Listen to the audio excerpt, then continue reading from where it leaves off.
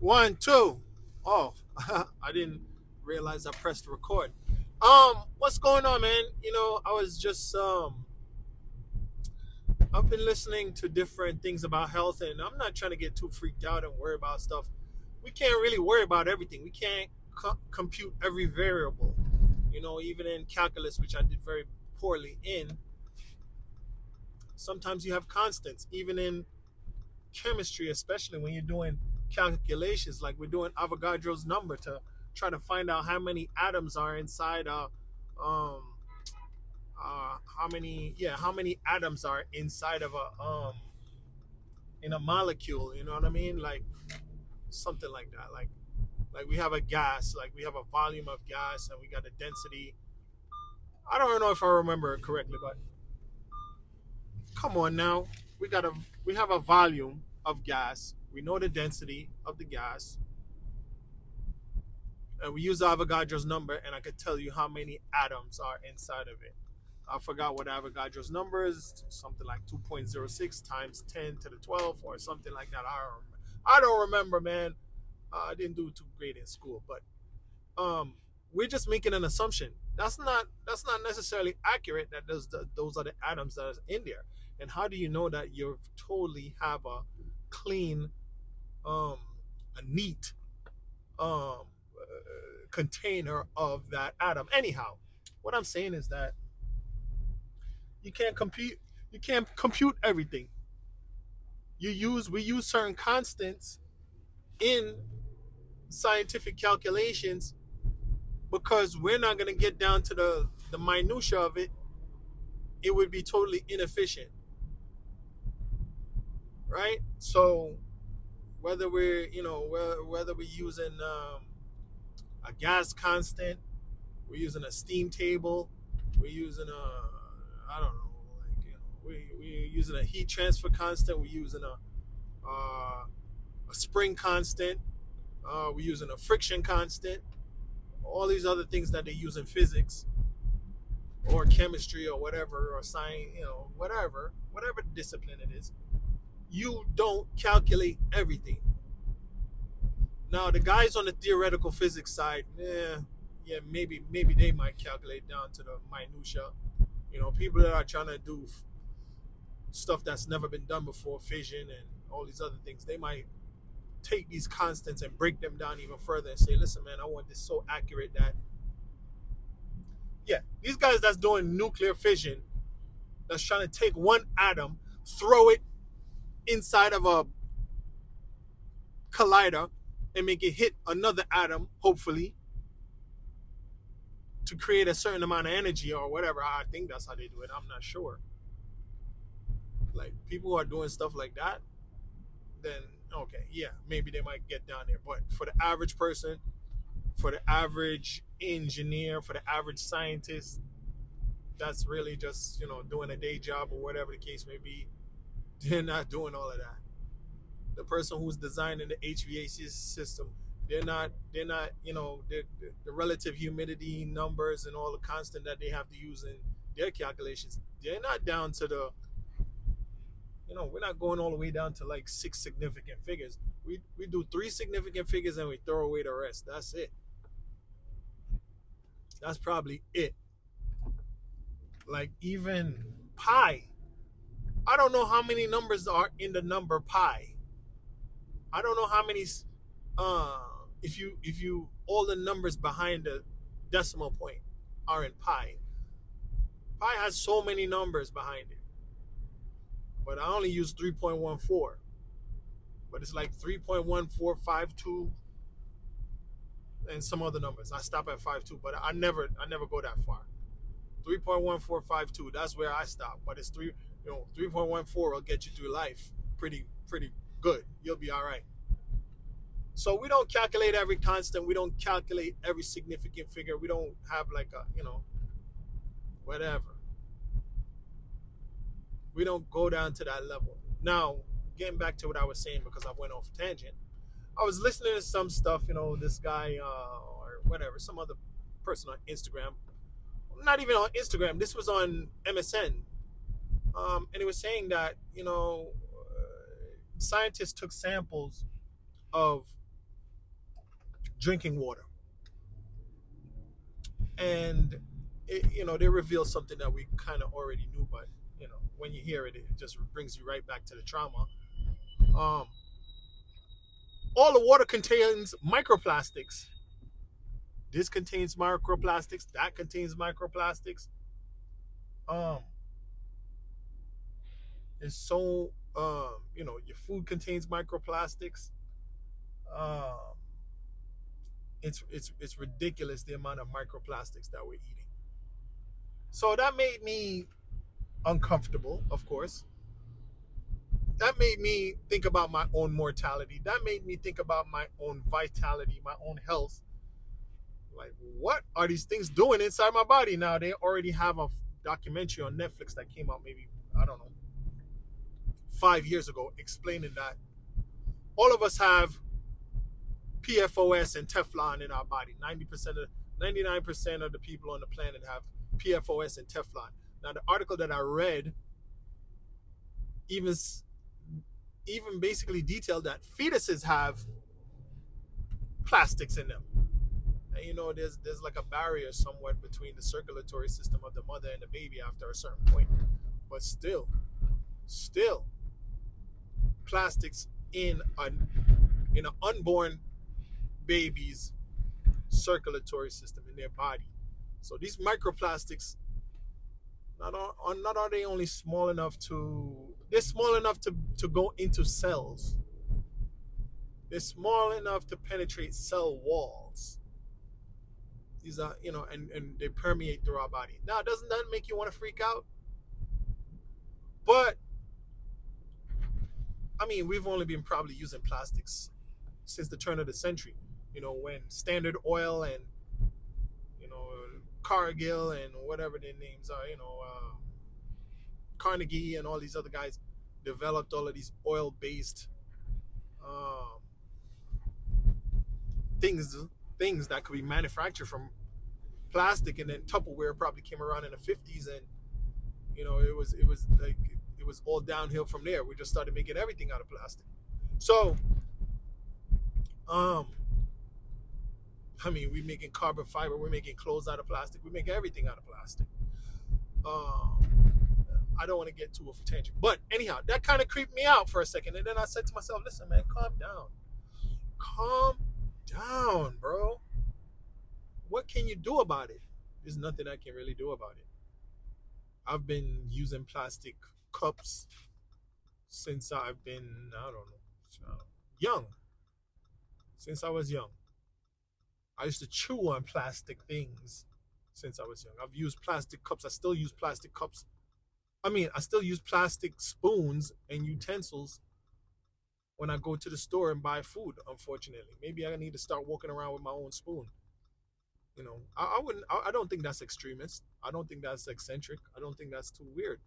If you really have a commitment to the environment, um, walking around with my own spoon is not too bad. Now, what I've actually been implementing recently, I'm using my own cup. I got a porcelain cup that my mother gave me, and I use that to drink all of my coffee and all of my tea now.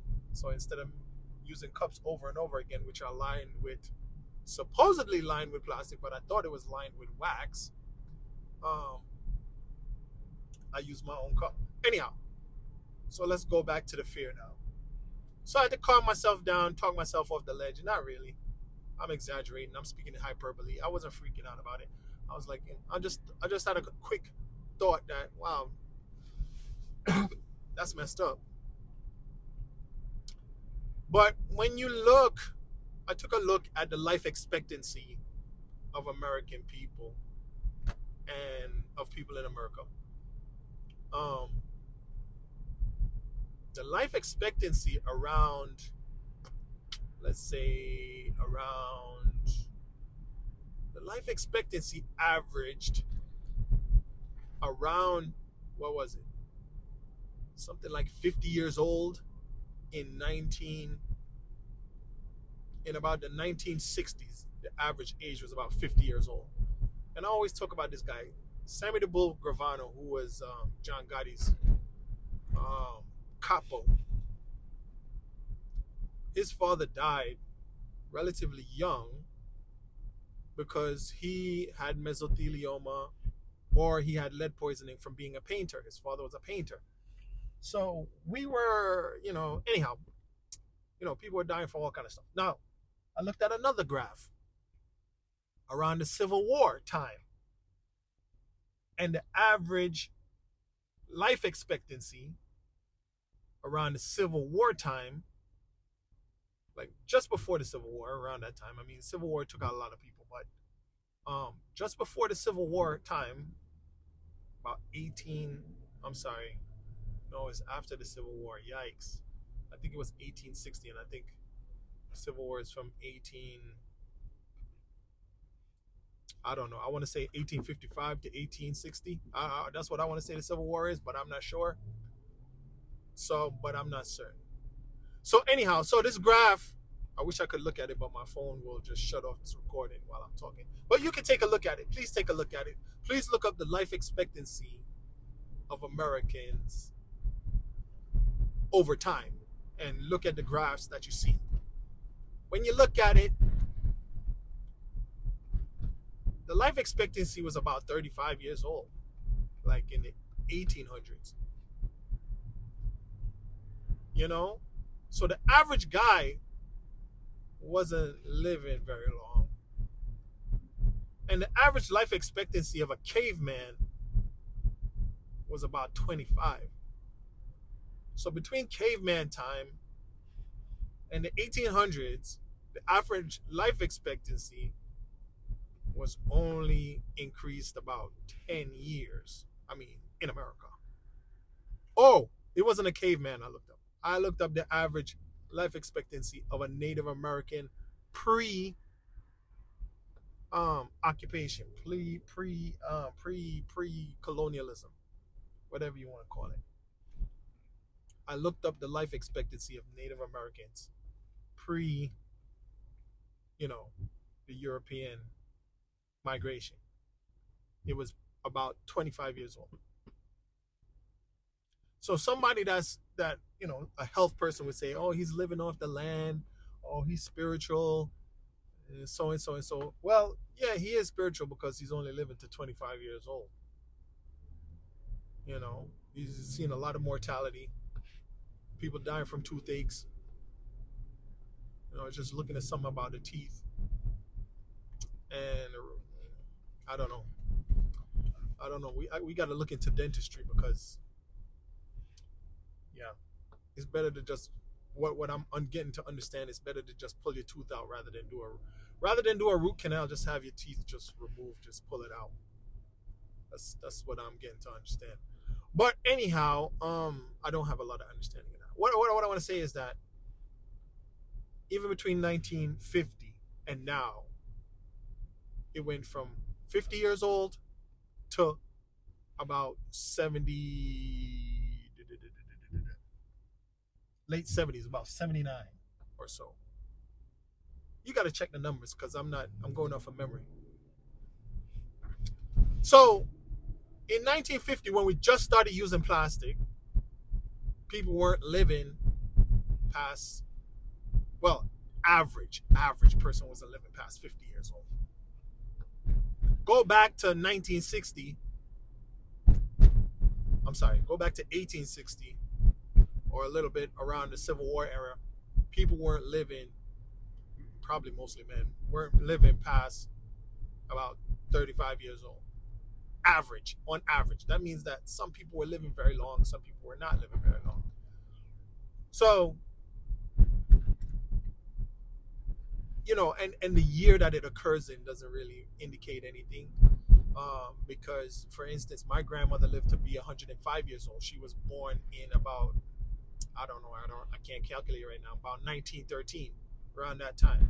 So that means that the conditions that she lived under from 1913, starting in 1913, were more conducive to longevity, and or her lifestyle was more conducive to longevity. Now, my grandfather, her husband, lived to probably be about, 60s, about 60 years old or so. Early 60s, mid 60s. Yeah, he lived to be about mid 60s. Now, Mid 60s doesn't seem like a big stretch for anybody too much right now. So we're living in a different kind of environment. My neighbor Jimmy, he died at 72. He could have made it longer, but COVID and the medical system, and his own stubbornness, because we got to take some responsibility for our contribution and my neglect. I think I could have helped him more. So it's a lot of factors why he didn't make it to a ripe old age. His brother had actually just passed away not too long, so um, maybe he didn't necessarily have the genetics for longevity. But anyhow, so what I'm saying is that we're concerned about microplastics, we're concerned about air quality, we're concerned about all of these things, but we're living longer. Well, we're living longer than the people that passed away on average from 2019 to 2022, because the life expectancy has significantly dropped to about 76 years old since 2019. But we're living, if let's go back to 2019, let's go back to pre-2019. We're living longer than anybody else has lived ever on average, averaging 79 years old. That's with all the microplastics. That's the Teflon, the lead, well, the remnants of the lead, the asbestos, the GMO, the sugar, the diabetes, the fat, the oils, the fried chicken, all of that. We're still living it out. Now, our quality of life is better. Our lifespan is better. Oh man, I want to just give God thanks right now. I want to give God thanks for his mercy. Oh man. Yo, if you got health, it's so important. I saw a quote from Martin Luther King about health. And he said, one of the greatest injustices, which I guess he speaks, he says, this is the greatest that, this is the greatest that. Not this in Martin Luther King, but he says a lot of things. He said he's an orator. He makes speeches, so he makes convincing arguments during his speeches. Now, I'm not knocking Martin Luther King now, but they put up a quote. One of the greatest disparities, or one of the greatest injustices, is the disparity in health. Now, I'm pretty sure he said one of the greatest things about ... is ... also. And he said, but he also said that to deny a man a job is to deny him the will to live, or something like that. To deny him a living, or deny him, his right to life. But so health is so important. If you don't got health, you don't have anything. But we are living longer than the caveman. He didn't have any microplastics or smog. We're living longer than the pre-colonial Native Americans. They didn't have any smog. They didn't have any microplastics. They didn't have any GMO. We're living longer than people in the 1950s who were living amongst a lot of pollutants and a lot of ignorance about what is healthy. And let me go back again. We're living longer than the colonial people who were eating and loving sugar so much. And, so mostly people who had means were living long. I got to check how long Ben Franklin lived. He probably lived to be about 80 years old. But that means, he has good doctors taking care of him. He has access to medicine. He has access to education. And it's already been proven that people with more quote unquote education is a very relative word, people with more education live longer. So, it's good to get information and inform yourself and help yourself. Now, I'm not invalidating or advocating for pollution, nor am I poo-pooing pollution and contamination of our bodies or the environment. I'm not poo-pooing it. I'm not disregarding it. I'm just saying we are very much blessed in a lot of ways, more so than our forefathers, in the medical advances that we have, in the in the medical advances that we have. They amputate your knee nowadays, you might live. You probably live. You probably survive an amputation.